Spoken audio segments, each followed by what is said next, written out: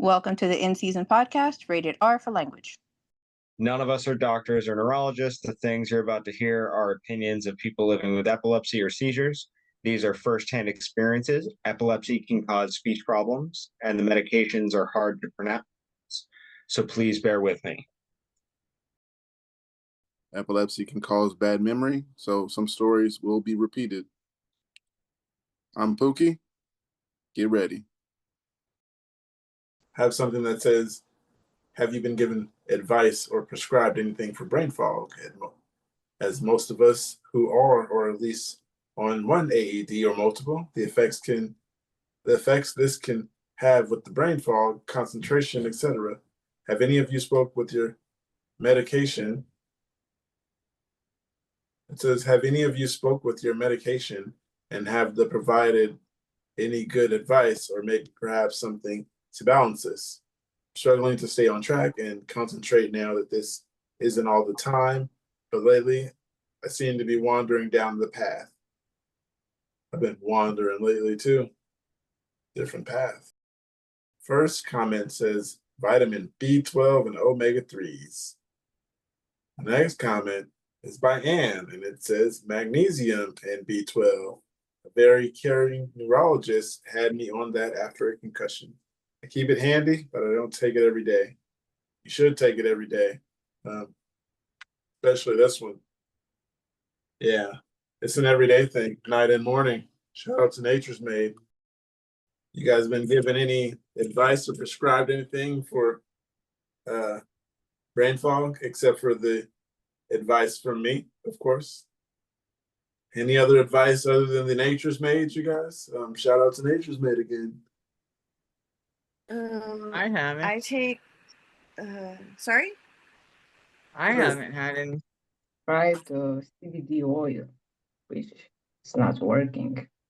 I take, obviously my brain fog today is horrible regardless of what I take, but I do take CoQ10 and that makes a huge difference.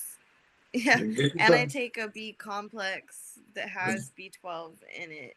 B complex isn't working, obviously. I just got my B12 levels checked 2 days ago, and they're perfect.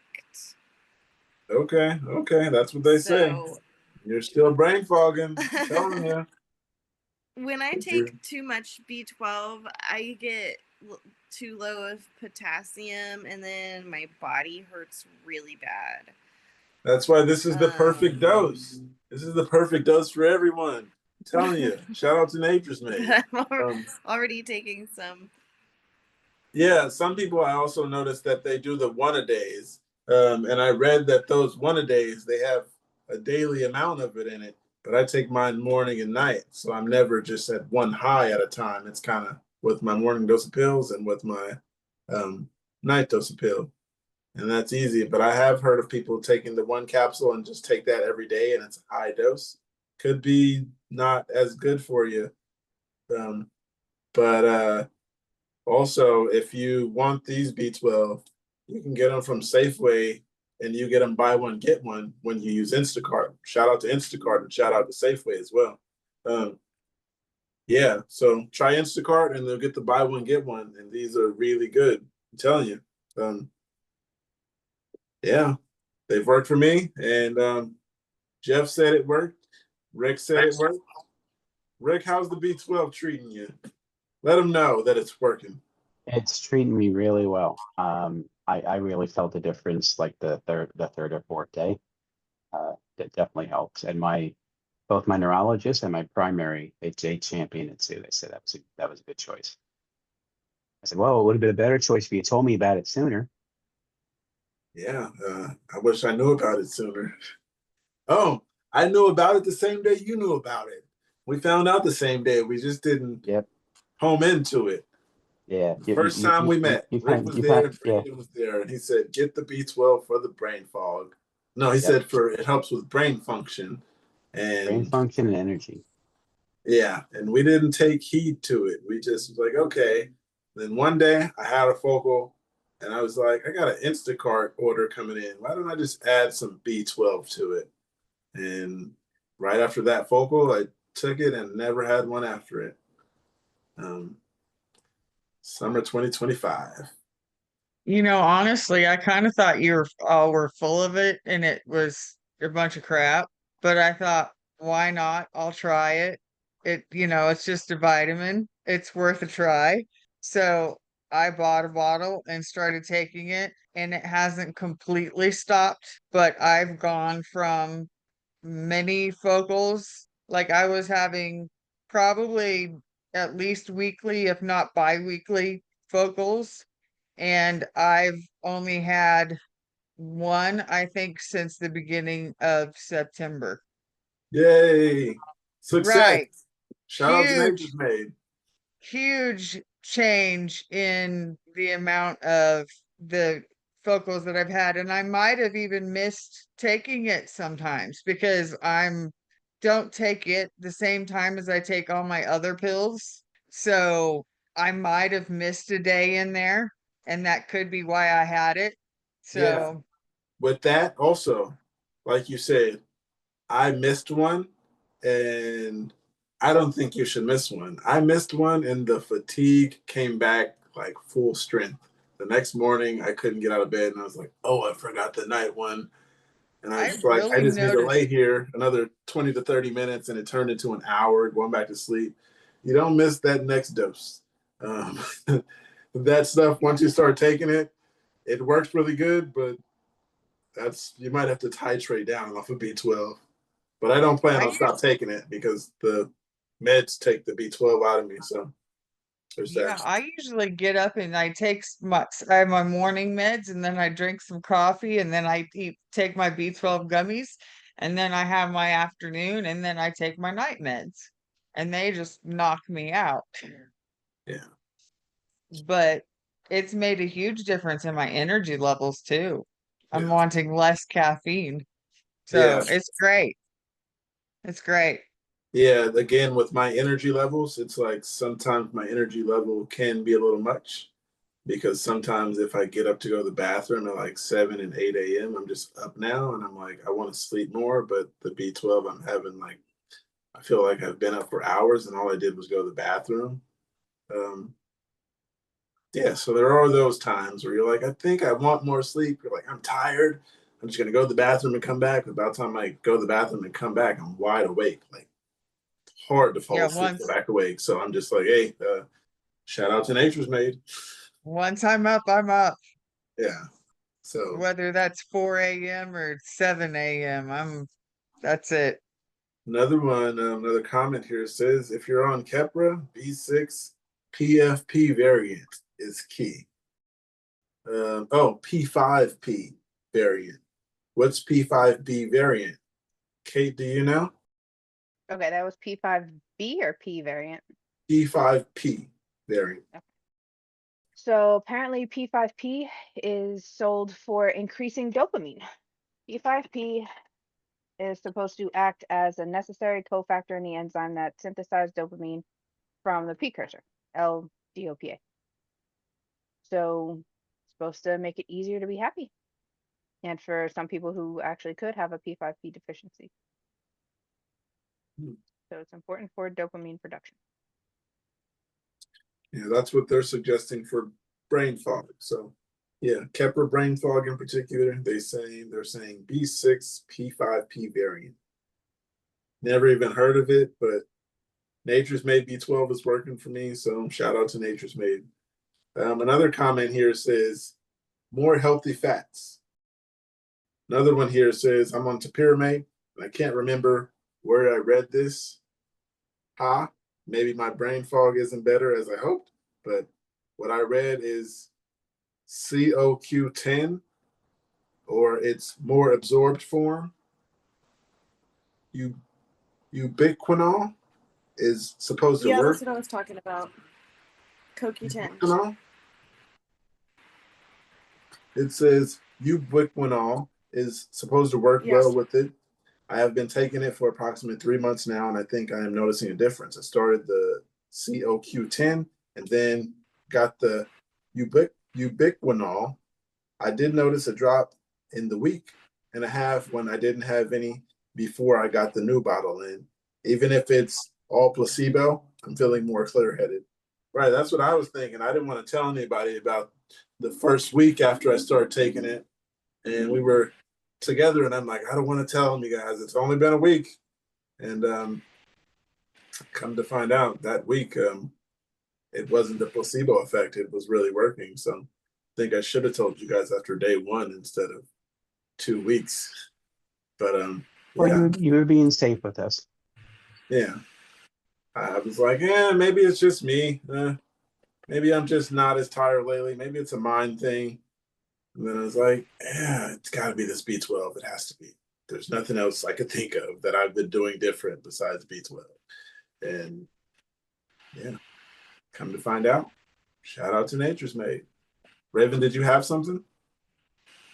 Oh, that's just the thing that I was saying that I take for brain fog and energy is the CoQ10. CoQ10. It stands for coenzyme Q10. Coenzyme Q10 is a Yeah. naturally occurring antioxidant that plays a crucial role in energy production within cells. It is produced by the body but decreases with age. CoQ10 is important for maintaining heart health and may help in managing conditions like cancer and neurodegenerative diseases.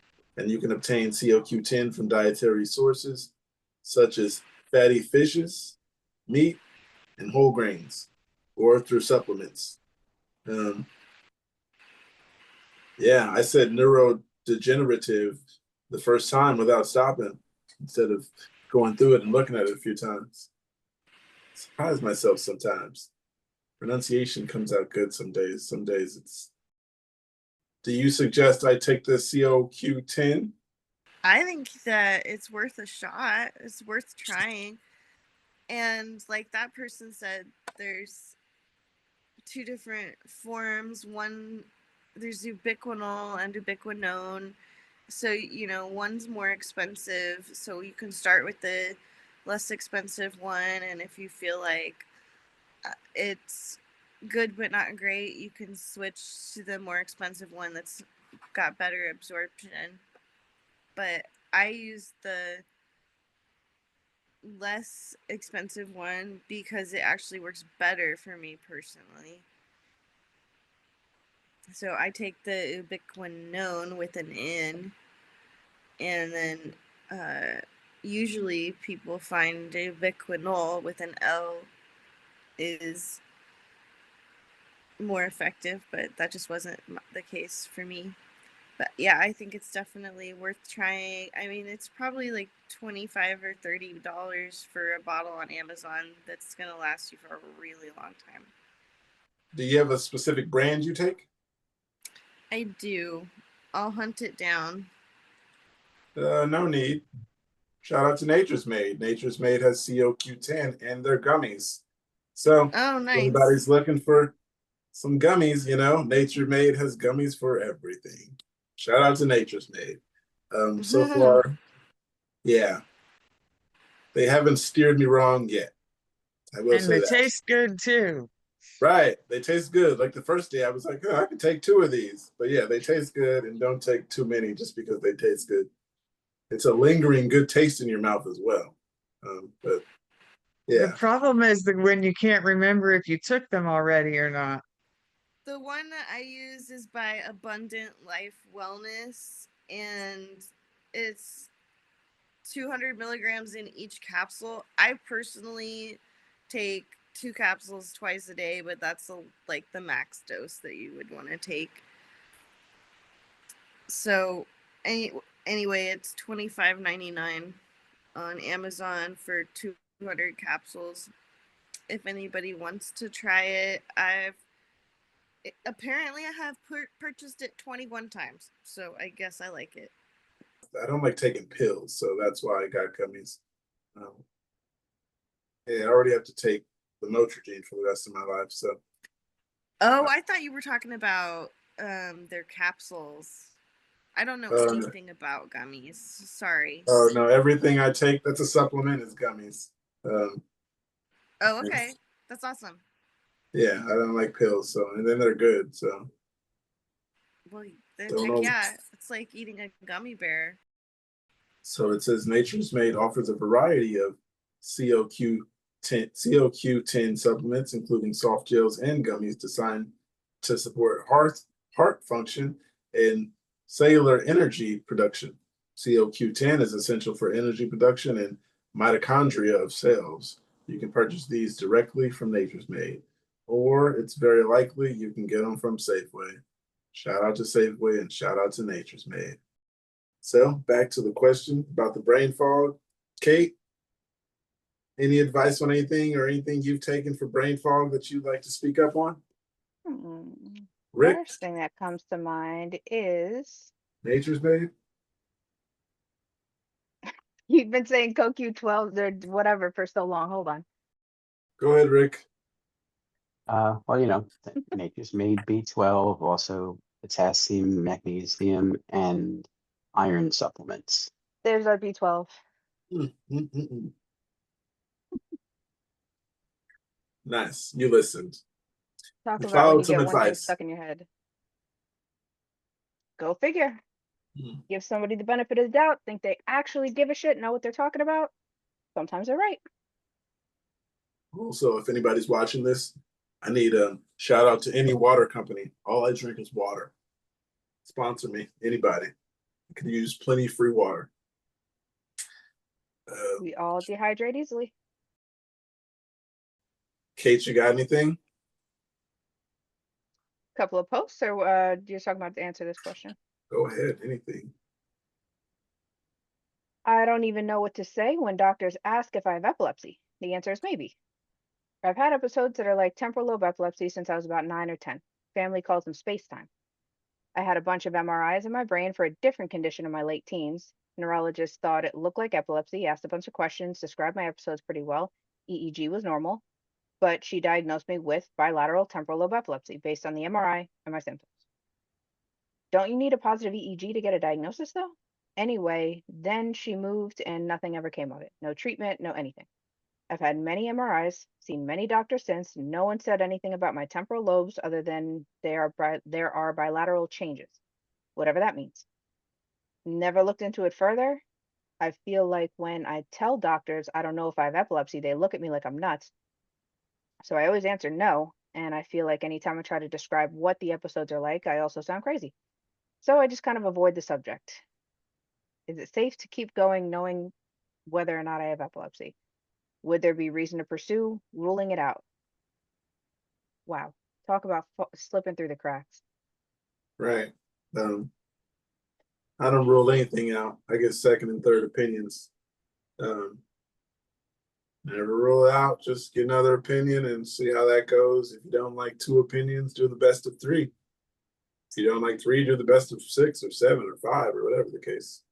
Sounds like they're half of first opinion retired. I think when you do the best of something, I believe it's an odd number. So 3, 5, or 7. It's like the NBA Finals, best of 7, or sometimes they used to say and Lakers in in one of 5. their Yeah. So they replied to one of the first comments saying, I haven't actually seen a neurologist since. So even in any testing that they've had done since then, it might not be the right doctor looking at it. Yeah. Get Yeah, another this doctor. person definitely needs to take charge of their own care. Self-advocacy is big.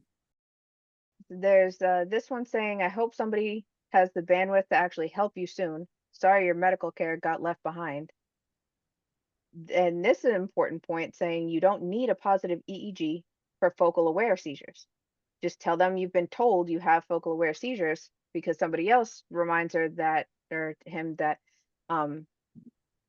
you don't even need an EEG technically for an epilepsy diagnosis because you only have to have 2 unprovoked seizures for them to call it epilepsy. And I'm not positive, but I think they were quick to prescribe medications even before the EEG.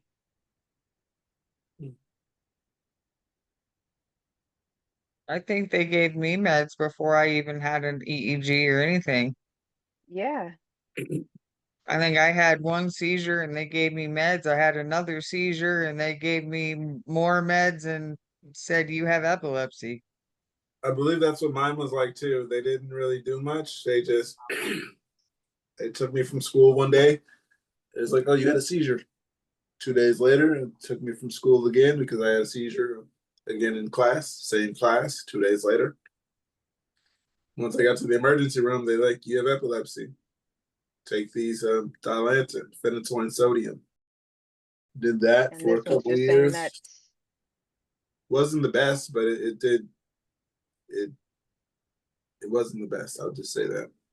the last one just makes sense. I mean, this person is saying exactly how they feel. Thank you so much. This is all helpful. Episodes got better, less frequent after puberty, but are coming back and different now. Less spacey, more tingly. So that sounds like you could even be having different kind of seizures. Think so many years of doctors looking at me like I was bonkers made me very hesitant to bring it up. Bring somebody with you. Anybody you trust. Make the call first to have it on record the reason you're there.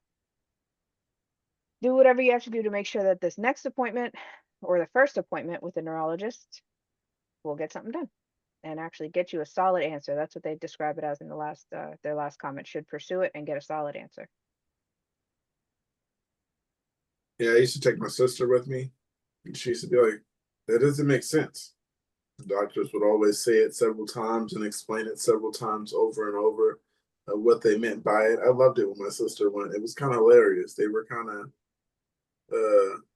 Rolling their eyes, seeing who's accompanying you. um it was for a different thing. It was for my hip. So that was when I had hip problems. Um, they were going to give me pills for before surgery or something like that. You should take these to dull the pain or whatever. Sister was, she said what I wanted to say. Like I said, she has a little more backbone than me, and they didn't know how to accept how she was just being straightforward. I should say, really straightforward. But I do got something here. It says diagnosis age, especially those in their 20s. I got diagnosed at almost 23. I'm curious at what age people got diagnosed. It's most common before puberty or after 60. The 20s is typically the least likely time to occur. Various studies, truly, if it's truly the least likely, but not common. I'd really like to hear from those in their 20s or outside of the normal range, but I do want to hear from everyone the age of diagnosis and first seizure. My first seizure I knew about was when I was almost 22. Pretty sure I had a seizure at almost 20. Doctor thinks I had them longer, but no one knows. I can't remember time before or after the seizure. So to whoever you are, I had a seizure at 16, but I also had one at 6 due to a car accident. Yeah, I didn't get them in my 20s, luckily. I'm glad I got them in my teens because I never got to go through what everybody else did, like the driving, got to live your whole life driving and stuff, and then all of a sudden you're just stripped of it. I didn't get to go through that. So the first comment here says, I was diagnosed at 23 to 22 as well as you after I got really bad because I was under extreme stress. I suspected I had been having seizures since puberty though. I remember I had to stop exercise because I felt off, in quote off, and saw stuff when my heart rate went up. And I changed a lot, but I didn't know I was having seizures. It took so long and so many doctors to get a diagnosis, but we thought it was something psychiatric. Funny enough, I was informally diagnosed over breakfast by a boyfriend of a friend who has been studying neurology. He just casually asked, have they considered temporal lobe epilepsy? And he changed my life. Another comment is, I've had my seizures at age 46, which doctors always think is a strange when I tell them. Considering my case is idiopathic and otherwise I'm healthy because it's not a typical age for onset at all. Back to that comment, what does idiopathic mean, Kate? Do you know what that is? Usually you're searching it when I say things that I don't know what it means. I know. So it Because it's means such a common medical term, I should know it. Let Raven say it. She says she knows, and AJ Nick knows. knows. Oh, Someone tell me AJ knows. something. AJ, go. Rick, it means without the cause. I mean, there is no background of illness to the brain or swollen, and also when when they are doing the MRI, it does not show any abnormalities on the scans, and sometimes not show on the CT scans or on the EEG, or you have a seizure. Thank you. Raven? Yeah, what she said. It's like there's no known cause Okay. for idiopathic epilepsy. Would mean that you developed epilepsy and they have no idea why. Yeah. I think that calls for some research. Another subreddit. Yep.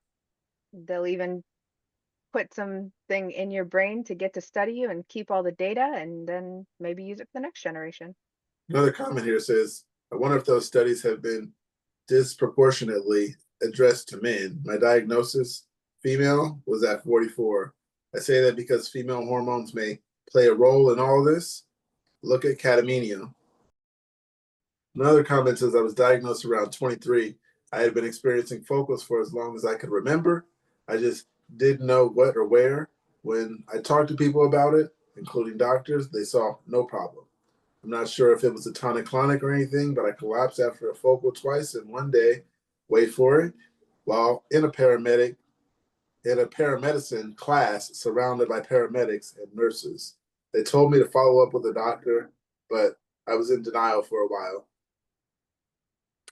It's the best place to have it, I guess. The author responded, they couldn't tell you anything else. They should have known seizure types. I was in denial for years too. I didn't want to accept it, especially since I was so far out of the normal time people get this diagnosed. And then the other person responded, I don't know, to be honest. I wasn't fully aware at the time, so this may have, and I didn't absorb it. I thought juvenile myoclonic is when you get it and you're I think somebody said that was in like during the hormones age, like teens and stuff. I think JME can be diagnosed earlier too. Another comment says diagnosed after 3 tonic-clonics, 32 years old, idiopathic. So when they don't know the cause, would that be considered like your seizures, Kate? When they don't know the cause of your epilepsy? Yeah, they have the idiopathic on there, but I always mix up idiopathic and refractory. The one where like the drugs don't work and it unknown cause. I mix up those two terms a lot. Would refractory mean the same as med resistant? Yeah. Just a better term?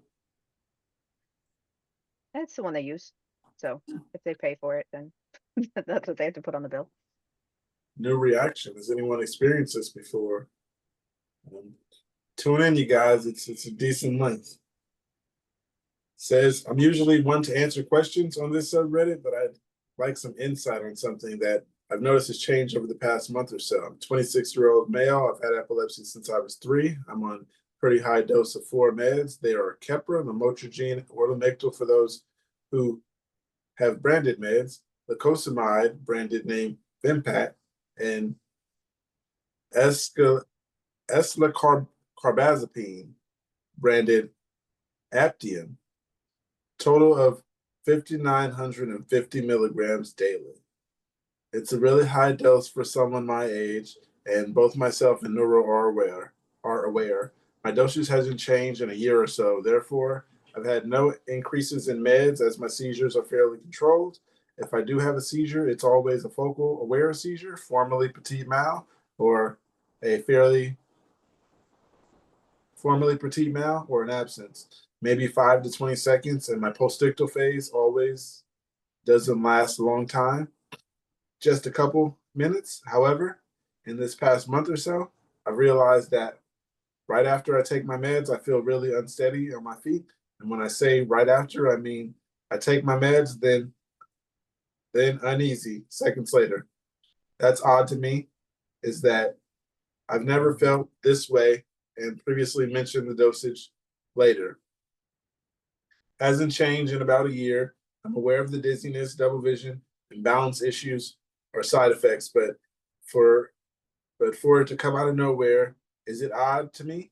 Yes. Furthermore, I used to eat breakfast once I took my meds, so I've recently had breakfast before taking my meds to see if that makes a difference, but nothing. I've started eating more than I used to and still nothing. I've slept earlier and longer, from 7.5 hours to 8 hours, still nothing.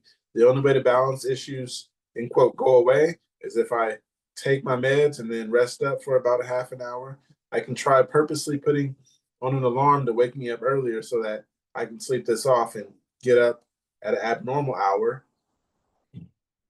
At an abnormal hour? I'll just say normal. At a normal hour, but I'm not sure if that will be any difference, as it would technically be having less sleep. It's obviously not stress related.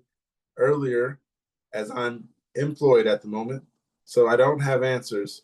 I really hope I'm not alone in this matter, and hoping someone has had this or experienced this currently. Thankfully, I have my biannual appointment with my neurologist in a week or so.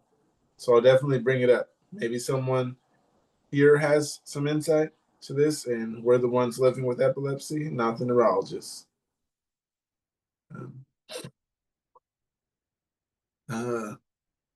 New reaction. We are the ones living with it. So one another, you know your body best is what pops into mind first. Yeah. They described going back and forth, right? They were having what used to be known as petit malls and then went to tonic-clonics? Absence. Absence, okay. So that's, I think, what they used as exchangeable terms for a while. Oh, they said it's always a focal aware seizure, formerly petit mal or absence. Oh, okay. Okay, so I mean the condition's not progressing, but it's also not getting better. So keep trying. If you don't feel like this doctor's getting you anywhere, go for another opinion. Ask all the questions you can from this doctor to get your use out of what they can tell you or referrals you can get, or if you feel like you're just trying different medications too much, too long, talk to somebody else.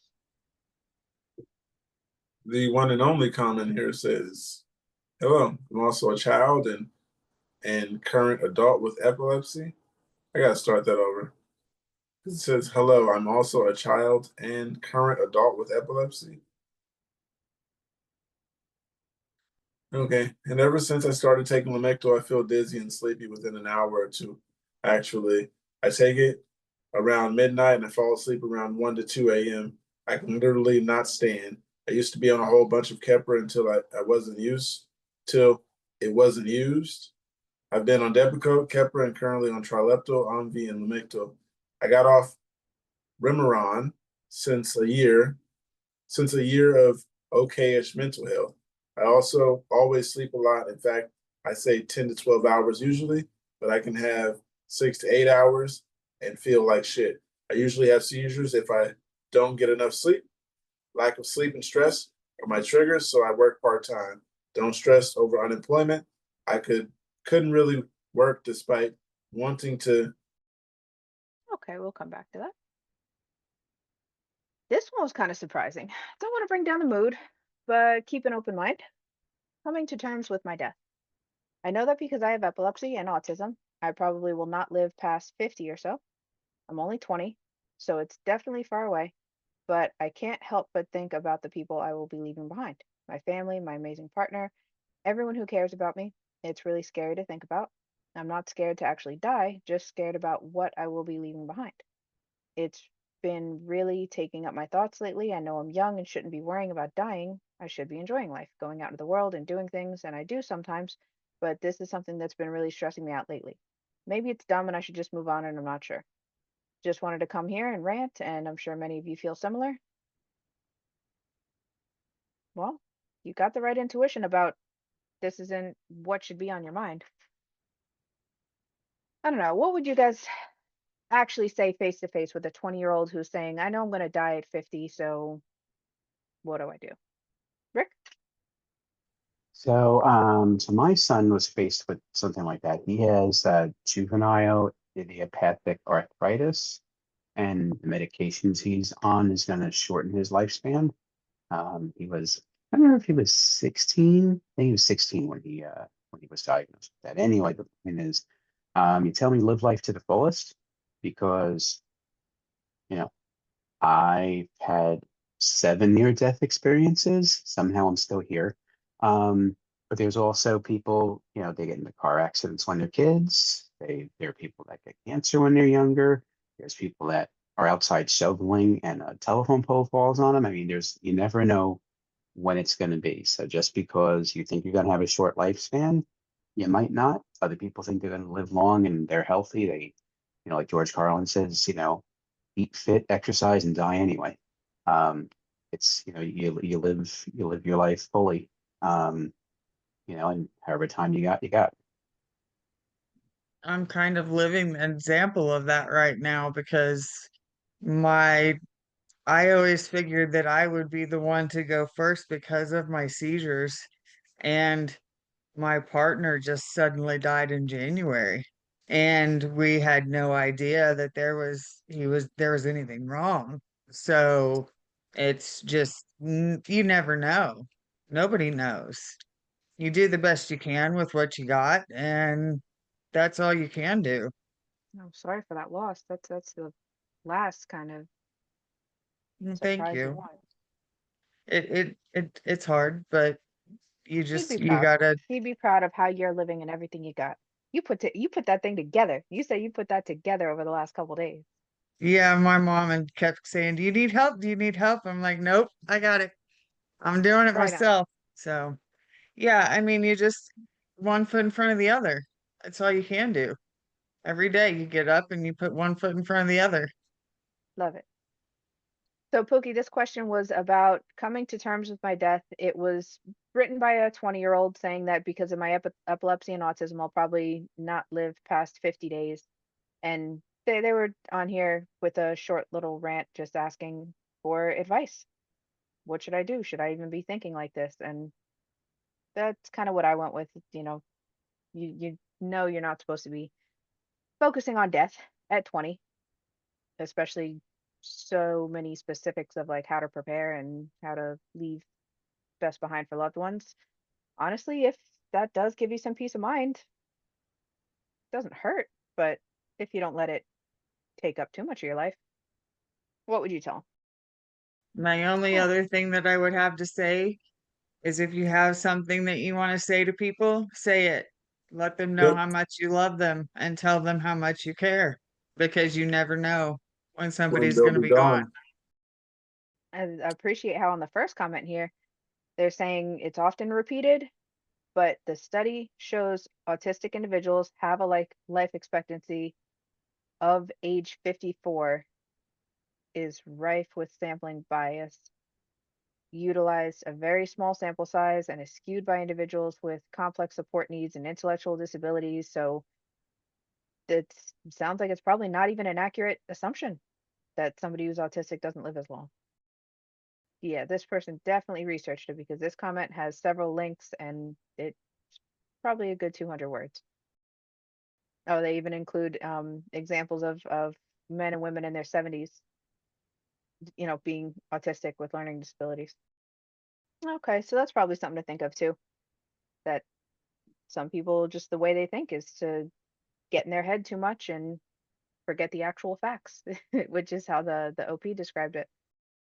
It says pre-surgery neuropsych exam. I have an appointment with a neurologist, a neuropsychologist tomorrow to start figuring out my surgery. And I'm so nervous and terrified that they will talk to me and tell me my epileptologist. They would talk to me and tell my epileptologist that I can't have a surgery for some reason. I've struggled with mental health issues my whole life, and I'm on medication. Also, I met the doctor in the hospital during my inpatient EEG, and he was a bit of an asshole. Is this exam super stressful? Should I be afraid of my mental health issues will not allow the surgery? I don't know. I've heard of people during the neuropsych evaluations before doing surgeries, but I haven't had to do that yet. Does anybody understand what that does, neuropsych evaluation? Because if you're going to be under it, why do they need to know if your mental health is good? They mentioned I might have to talk to one when I was up there the other day, but I was curious about the answers to this question as well. Honestly, this sentence provides a little perspective. They say neuropsych evaluation would provide a baseline for cognitive and emotional functioning, predicting the risk of post-surgical cognitive decline, and assessing the impact of surgery.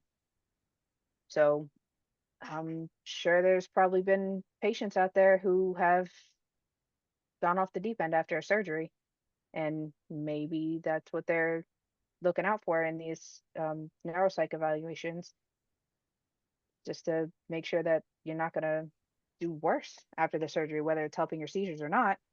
Some people just really don't do well, especially when it comes to like these VNS and DBS, like the ones that are constantly just like stimulating your brain.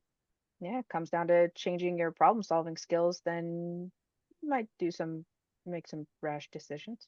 So it's risk assessment. You could think of it like that. The way it's worded isn't necessarily all about the mental health conditions though, as it is about functioning to me.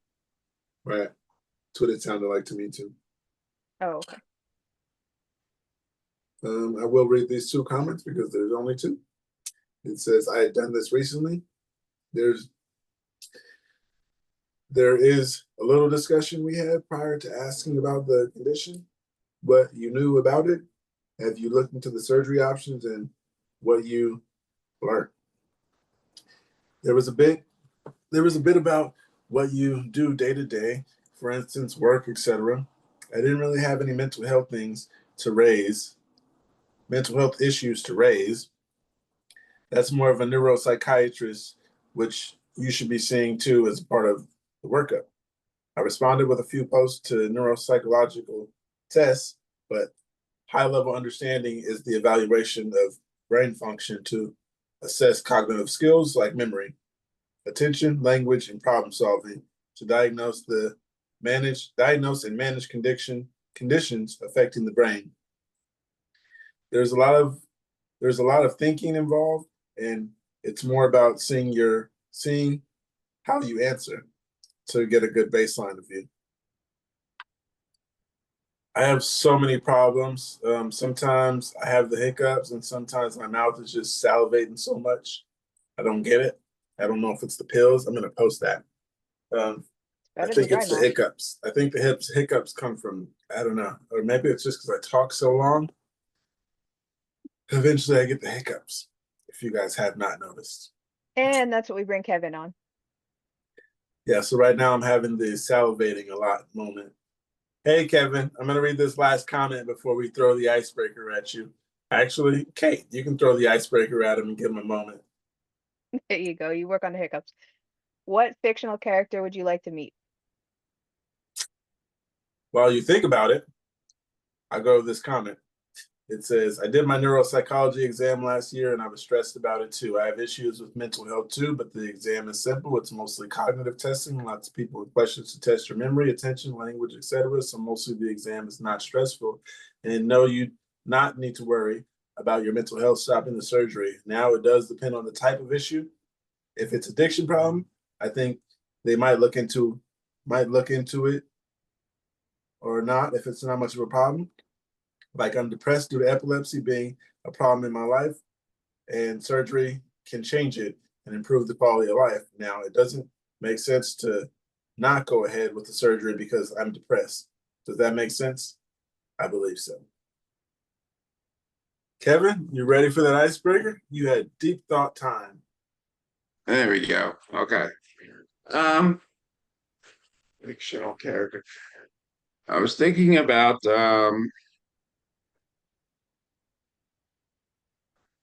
one of two characters. I'm gonna go with Captain Picard. Which one was that? Captain Picard from Star Trek. Oh, okay. I don't know. That was the first one that came to mind. Or yeah, I'm gonna go with Captain Picard. Now, was that a I said character that you'd Barney. like to meet or one that you'd like to be? Oh, B? Oh, okay. Yeah. Yeah, he rocks the bald hair pretty good. If I could be someone, Brock Simpson from Venture Brothers. Okay. Nobody Good. knows what that show is, but yeah. You've said it a few times. I haven't looked it up because every time we stop, I forget. So,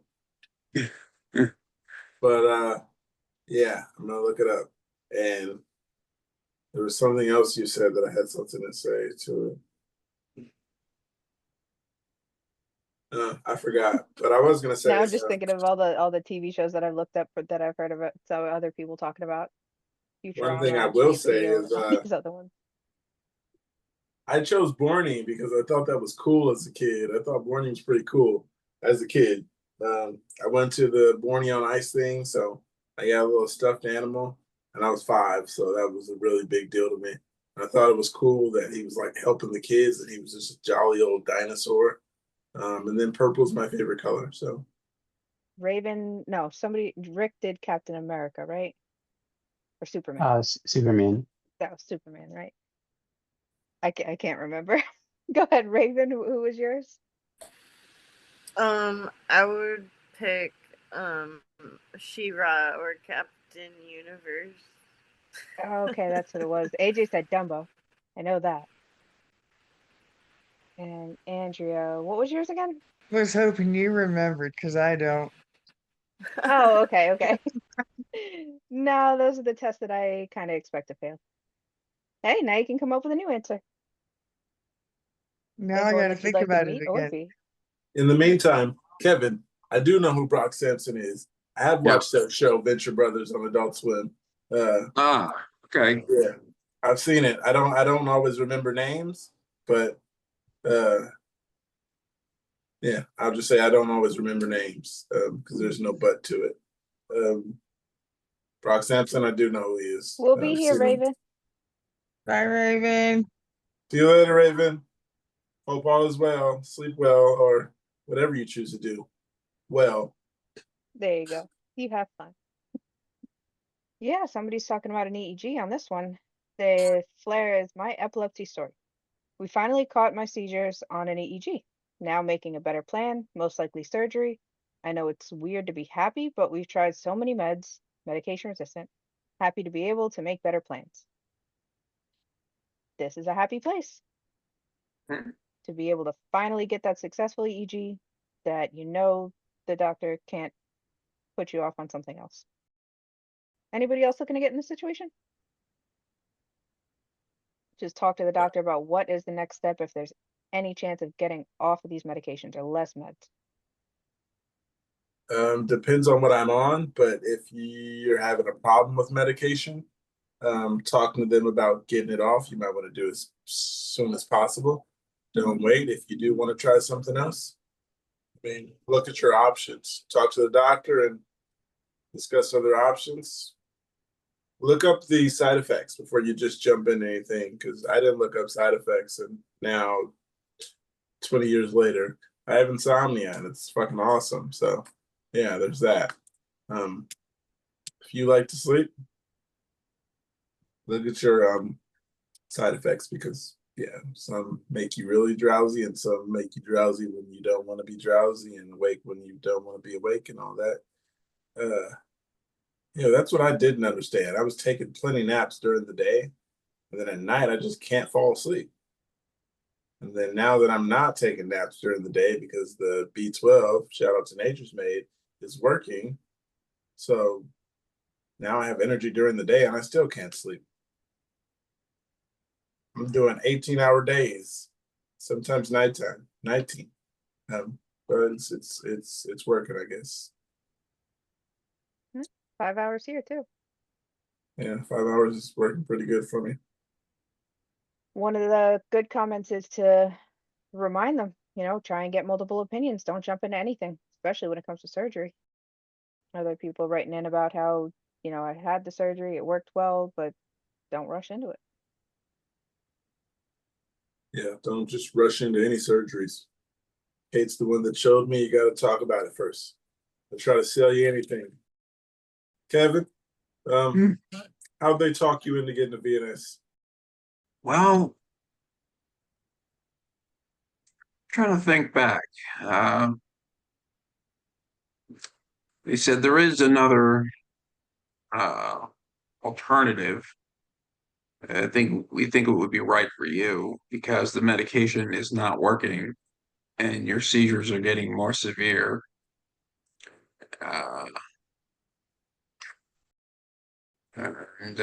Yeah, that just seemed like the right choice because it was getting really, really bad at that point with the myoclonus and myoclonic seizures. So I was pretty much really desperate to try anything at that point. Yeah, I can understand. Maybe I should have researched it more, but I'm glad I did it because it seems like it worked. I mean, yeah, they didn't do much talking into. I mean, it was just it was a very, very scary time because the seizures were very severe and you know it just they described what it was. It's a very simple procedure, and I always say that. And yeah, and, they just described what it was and how simple it is, and what I had to do, and yeah, it didn't seem that complicated. And they said And if nobody that left you with doesn't, the impression of being like immediately seizure free, right? yeah, they said it's not going to work right away, and In other words, you're still taking meds for another year or so. yeah. Gotcha. I didn't feel pressured or anything. It was just, Yeah. yeah, Yeah, because that's what they're writing back in some of the comments from everybody that says they're glad they went through with the surgery. And, they leave a sentence in there saying, I have a prospect of being, or a possibility of being off medication in a few months. OP writes him back, wait, you're still on medication after surgery? So I don't know where that impression is made, but nothing is immediate, that's for sure. still looking to get down on medication because I'm still on a lot of medicine, I suppose. And yeah, but yeah, I am lowering medicine. Just I'd like it to be faster, I guess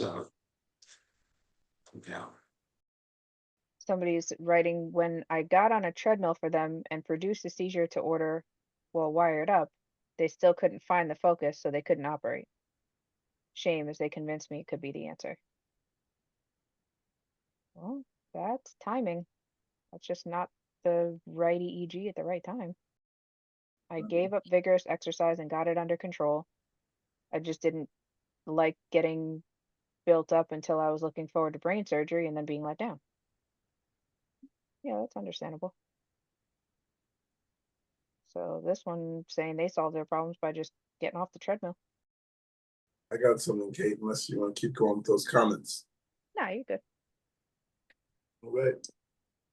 Says doctor mentioned surgery. Posted 3 months ago. Not sure if my panic attacks were seizures or not. I had a 72-hour EEG and they were focal seizures. So I'm having those along with TC seizures. I've been on the motragine, topiramate, zonisamide, and I'm still having seizures. So we're trying to increase the zonisamide, but if it doesn't work, she thinks we should try Xcopri. But she brought up at least a last resort I did not expect. A last resort I did not expect. Surgery. She said the seizures are coming from a small part of my left temporal lobe, so that would be an option. I knew the EEG was more than likely to come back with something, but I guess I just didn't expect to hear that. I have a while to go before I would be at least I have a while to go before I would be a last resort, but it was shocking to hear. Was that shocking to hear? Yes, it's not what you expect. Yes. And I put it off for a long time. I can't tell you if it's shocking to hear, but I'd be shocked if personally if they asked me to do that. So yeah, it shocked me. Just random surgeries. But I hope it did work for you, and I hope to see you soon. Because I did speak to this person, and they said they would come. Oh, did you have something, Andrea? No, I just said their story sounds a lot like mine. It's like you start having seizures and then you add meds and add meds and add meds. And then they're like, have you thought about surgery? Mm. That's right where I'm at. I just got transferred for surgery assessment. That's what I'm doing now. So, because I'm now on 4 meds and there's not much else they can do but the med lottery or go check me out for surgery. And they seem to be getting worse. So, The first comment here says I went through the same thing a year and a half ago. First was a 3-week EEG, and it's not as bad as it sounds. Once they found the area, the device, what's best next?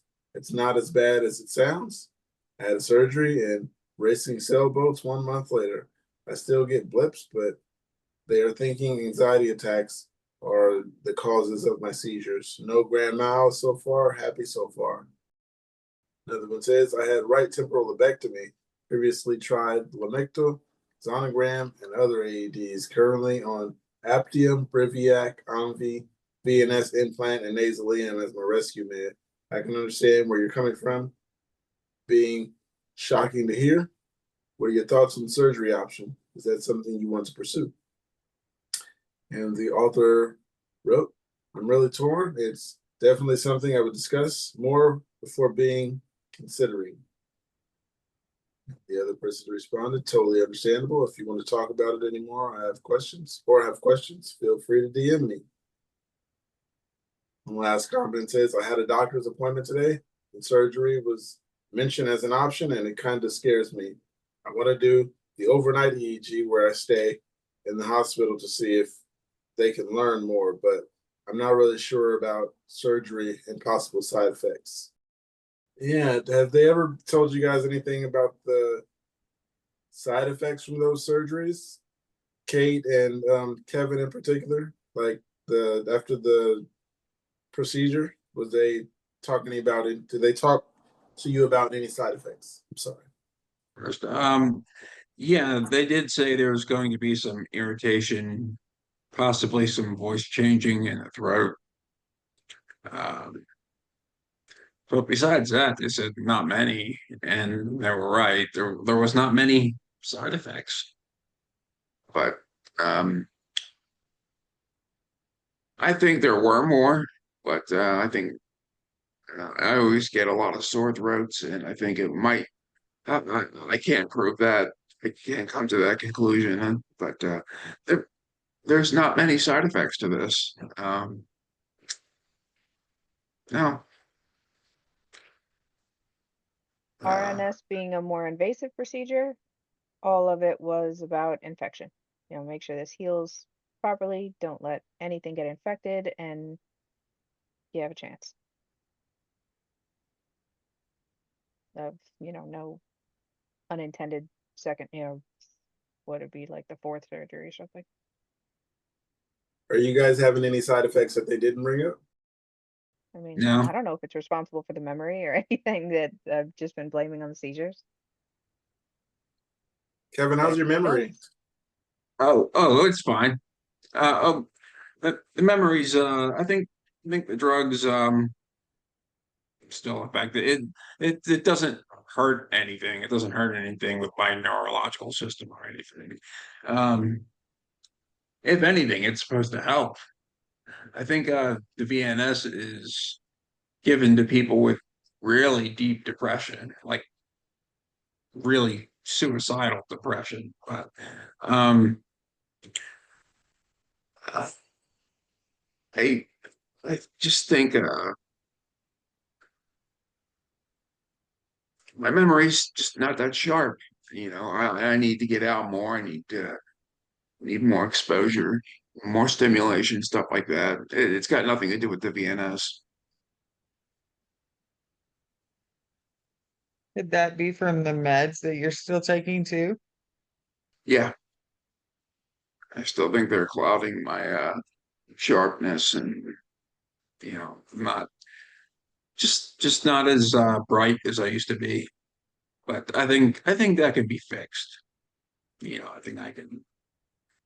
I'm just a little rusty. You Yeah, just gotta I need, practice. yeah, I need to get, yeah. I do have something here. It says I can't have any jobs or volunteering opportunities. Ideally, I want to be a zookeeper. A zookeeper. I volunteered in zoos and worked around animals, and I also went to a college and have a degree in animal husbandry. Name of the degree has name of the degree has left me. Sorry. Everywhere I'm looking now has a needing has you needing in quote full driver's license. All zookeepers' jobs have been needing it too. I can't have one because I'm having too many seizures. I've even been turned away solely because of the epilepsy. I'm depressed and I feel like giving up. There's this crap on top of other problems. Here's hoping the third brain op will fix things later. I'm dying. The two comments, one says, I'm feeling you with my environmental science degree. And another person says, have you tried Xcopri? I wouldn't say give up on trying to work. If you like to work, I'd love to work. I like to work. And if my family would allow me to go back to work, I would. But yeah, I got to hear from them if I decide to go back into employment because I fell on fryer and then, yeah, I had jobs where hit the cement and all types of stuff. So it's like a forced retirement or resignment. So I was forced to resign. But yeah, don't give up if you don't want to. If you can do it, try to find jobs that you can do. Or just get disability and fall back and yeah. Don't forget, you can still work on disability. Just not a lot. You guys, any advice to that? Is there some area that doesn't there's nothing in the animal area that you can do? I mean, not even possibly secretarial or administrative. I mean, there has to be something. I mean, connected with animals that this person can do. I imagine um, um, I something connected with the animals that doesn't involve seizures or that won't the seizures won't impede them from doing like something with uh, clerical. I don't know. I'm just throwing ideas out there. No, like you said, don't Rick, give up. yeah, I first of all, I kind of wonder if you could be an assistant, or there's some other, you know, like group type of activities that they might be able to work in. And depending on where they live, might be able to get public transportation, either discounted or free. Same thing with Lyft or Uber.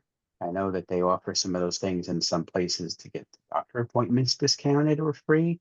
Might be able to do that for work too. It depends on what type of assistance or what type of laws they have. So definitely do some research about that and see if there's any, this is probably unfulfilling, but if there's any remote opportunities, helping zoos and other, let's say, animal preserves and stuff, do research, fundraising. There's always people that need to, be on video calls to present, try to get people involved. So maybe kind of pivot towards that type of thing temporarily until they get things under control, seizure wise. There actually is one more comment here, and it's actually really long, so I actually will read it. It says, I was in your boat for quite a while in my life. I have refractory epilepsy, meaning that my epilepsy likes to break through my meds eventually, and we have to find another and another drug that might work. I went through all that work for a degree and struggled to find gainful employment because I kept having seizures that would affect my attendance and they'd have to let me go. I didn't really take life seriously after 2 or 3 jobs. I figured I was stuck in that life and I was really depressed about it. I honestly didn't know I could get better, to be honest. Then a doctor had referred me to an epileptologist who tried a combo of drugs I honestly didn't even want to be put on because they are both controlled substances. One being a benzo. I honestly said no the first and decided to use another option, which didn't fix my seizures. I was still having breakthrough seizures at least once a month. After finally waking up from a particularly bad seizure, I agreed to the combo he offered. It was work to get used to. I mean, it knocked me the fuck out for a year, if not longer. I still work with the side effects of that benzo, but you know what? I've stopped having seizures. Nice, congrats. I got my license back eventually. I started a new career, which has hardly anything to do with computer science, which is my degree, and I am definitely at a high watermark in my life. Now at 47, I am paid to travel the country, and I make good money at that. I consider myself successful and have goals. I have dreams and aspirations. I have pretty good life. It didn't happen overnight, and it wasn't given to me. It took years to get here, but hey, what else do you have to do with your time? Take my tag to heart. We are playing life on hard mode, but that doesn't mean we can't play. Oh, I like that one. You guys agree with playing life on hard mode? I think we're playing it pretty easy. I don't know. Some days feels different than others. So that depends on which day it is and how you look at it. What do you do when you're scared to go to a neurologist? I'm 17 and I've been having seizures for about a year now. I went to the hospital after my 3rd or 4th one. When it was finally witnessed by my family, they gave me an MRI and did a bunch of tests. But when they didn't find anything, they gave me papers to get an EEG. Keep in mind, I'm a minor. I'm not the one being told anything. My mother keeps most of them from me. I was told that they said that I probably have epilepsy, but I can't say anything before I see a neurologist. I know my mom called and tried to get me seen by one, but I was told that my insurance or something like that won't let me go until December at the earliest. I get more and more scared after each seizure, the most recent one being earlier today. I'm so scared. I'll get scared and hurt my brain. I'll get seriously hurt or get brain damage before I see a neurologist. I keep scaring my family and I'm not even trusted to do things I used to do all the time. I don't want things to get even worse. Are you scared to go see a neurologist? No, personally, I'm not. You got to get to know these neurologists and you can't just let them take advantage of you. And then you can find one you like. I mean, that's how it worked for me. I pretty much just met a good one and I stuck to him. Not everyone's a good one. So, like I said, I say it all the time, get you a second opinion. If you need one, a third, and best of 5, best of 7, best of 3, however you look at it. But second opinions are sometimes good. Yeah, always second, third, fourth opinions, and I always advocate for that. Find somebody you're comfortable with. If you don't like what they're saying, or if you're uncomfortable, find another one. I know it's difficult with insurance, and that this person's a minor. I don't know the situation if they can suggest having an additional person come with them. I kind of picked up a little bit here and there that the mother is not saying everything. Either could be like my mother doesn't understand, or it's a controlling thing. I'm not 100% on that. So kind of see if there's somebody else that could advocate, either a sibling or another family member could either go instead or go with. That way, kind of help balance things out and hopefully get some more information. I think that's probably more of why this person is scared, because they don't have all the information and they kind of have somebody controlling what they're hearing.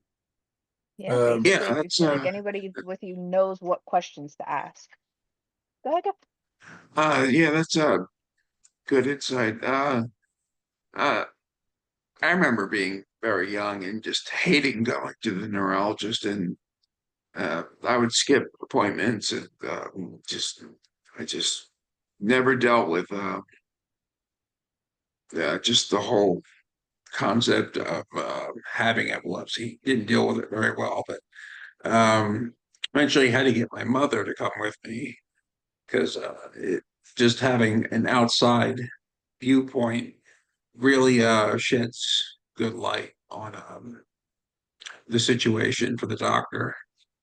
Because in my head, I was doing good, even though uh, my seizures were not, they were very bad, and so I was like, all right, doc, I'm fine. Let's get out of here. But my mom was like, no, he's having very bad seizures. He needs to change his medicine. So I added a second medicine, and that helped a lot. So it definitely really helps to have a second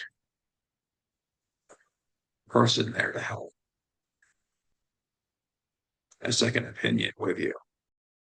One says, if you are in the U.S., depending on the state, you are considered an adult at a medical setting, and you do not have to have your parents' consent or present for the doctor's appointment.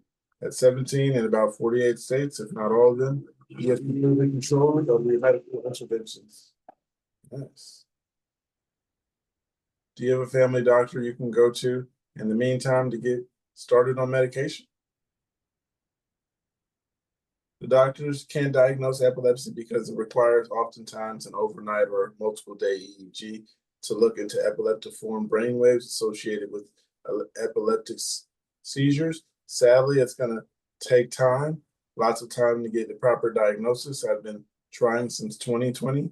In January, I'm still just DX'd and quote generalized seizure disorder on trileptal with breakthroughs still every 6 to 8 weeks, except September 4th and September 12th, which were the two closest consecutive seizures I've ever had. It's not uncommon for specialists like neurologists to be booked out months in advance. Some folks can wait up to over a year. I'm kind of confused about your mom and quote keeping info from you though. Did the ER doctor talk to you when they went in? Have you not had follow-up appointments with your primary care doctor?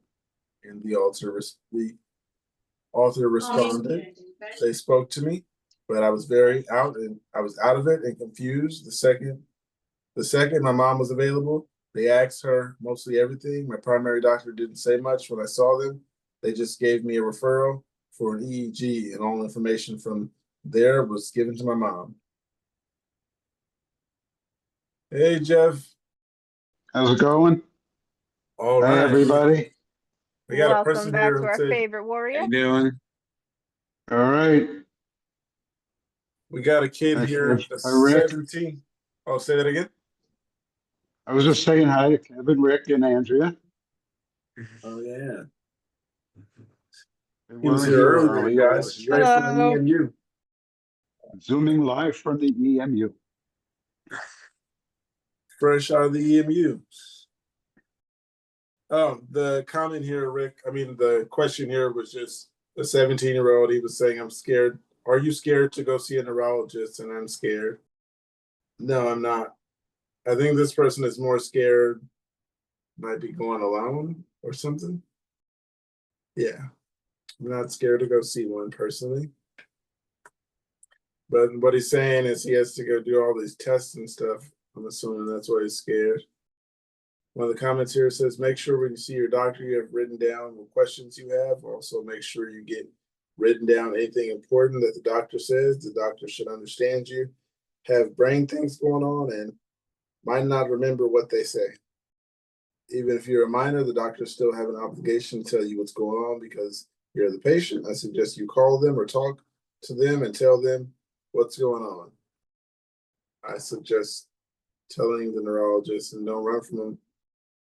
It could help, it could not help, but you can't know if it can't help if you don't try. Has anyone else ever been excited for switching meds? For those who didn't hear that, would anybody ever been excited for switching medications?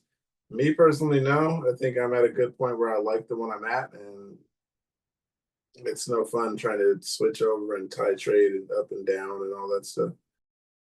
I was happy to switch off Keppra. I'd always be able to be happy to switch off Keppra. But also, I remember when I got off of Keppra, it was cold turkey. It was just a switch right over to the Lamotrigine. I didn't titrate down or up or anything. It was just like, take this Lamotrigine, take 100 this week, and next week take 200, and then I was up to 200. But yeah, That's how it worked with me also. To stop Yeah. it and start taking Ficampa. yeah. Some people were really confused when I said that I didn't titrate up or down. I just jumped right into it. But that's how it went. I didn't get to choose that. I just was told that. Rick, go ahead. Oddly, every medication change is something I'm happy about and looking forward to because I want to find the one that doesn't cause me to be a zombie and sleep 13, 15 hours. When Keppra, everybody around me was happy I got off of that one. That was one also that just like you guys just jumped right off of it. You know, I was happy to get off the Depakote, and I'm right now happy to get off of what am I on now? Impact. Lacosamide, yeah, Vimpat lacosamide, that's right. I finally am able to say Lacocam. No, I can't say it because I'm stuck. Anyway, I'm getting on to Lamictal now, so I'm happy. Things are going a little bit better with that. So the short answer is I'm always happy and looking forward to when I'm changing medications. Lamictal is Lamotrigine, right? That's how you say it. Yeah, Lamictal is Lamotrigine is Lamictal. There we go.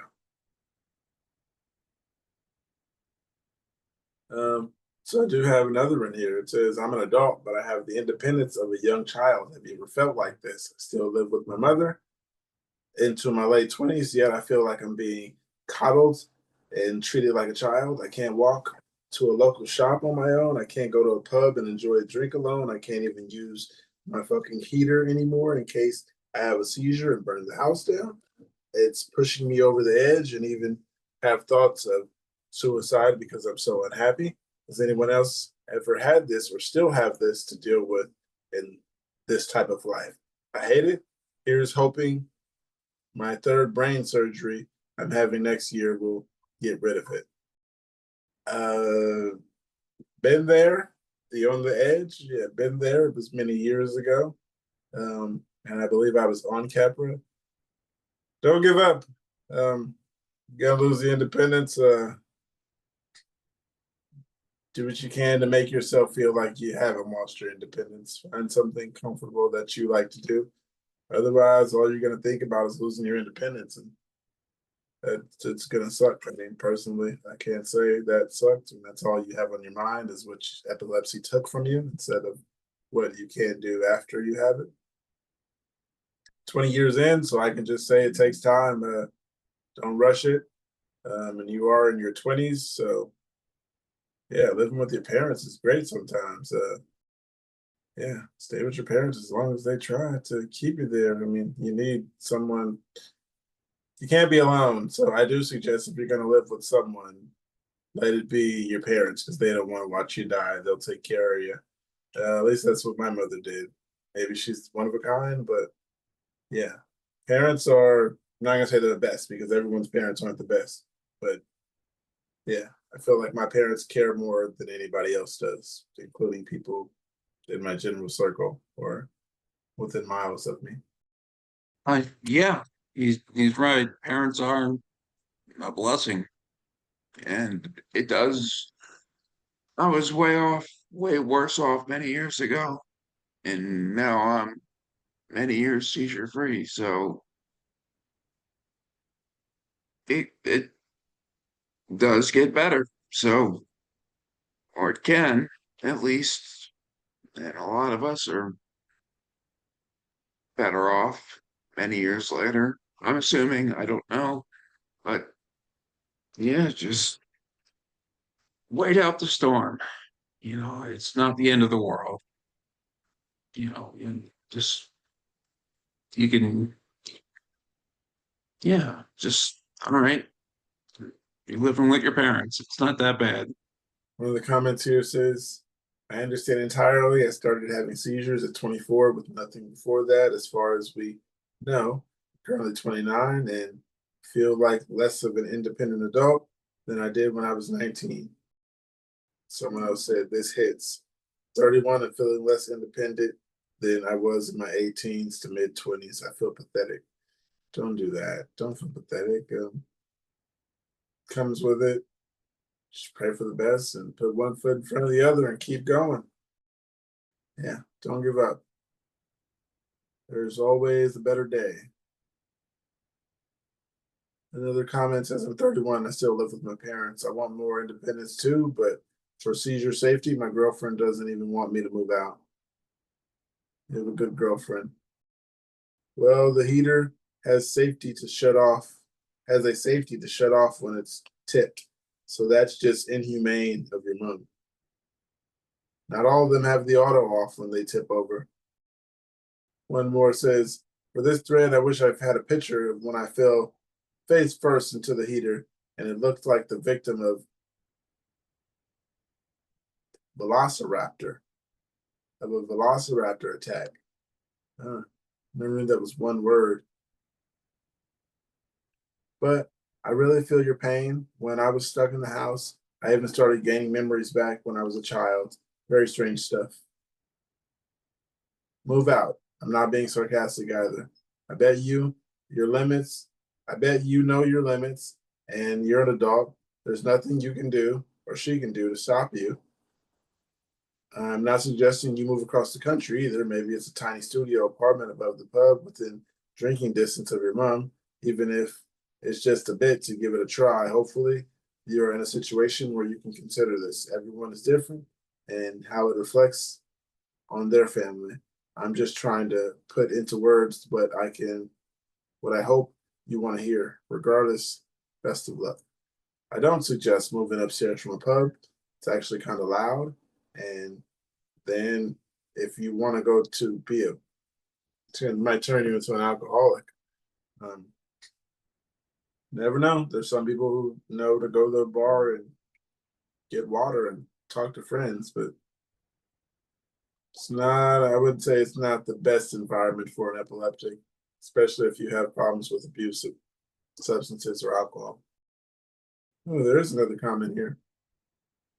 It says, how do people let their families treat them like this? I see it all the time in this a few years ago. I found out my mom had told someone about seizures recently that I had had. I told her that she violated my privacy and would no longer be informed about my epilepsy. It hasn't come up since. That was it. End of story. Stand up for yourself. Set some boundaries. My God. OMG, I just found this community and I relate so much. Got my first seizure at 15. Life has never been the same. Can't give you advice, but all I can say is what you're feeling is valid. I sincerely hope you can get better. Me too. I hope you get better. Losing your independence sucks. Find a situation that works for you. I moved in with my sister. It was a great opportunity. We have our good times and also find people you can tolerate. Don't let it get to 6 years down the line, and you're like, oh, I don't know why I'm even here. That can suck. Don't wait till forever to find out you made a bad decision moving with someone. Please take your medication as prescribed or whatever works for you. We're not doctors.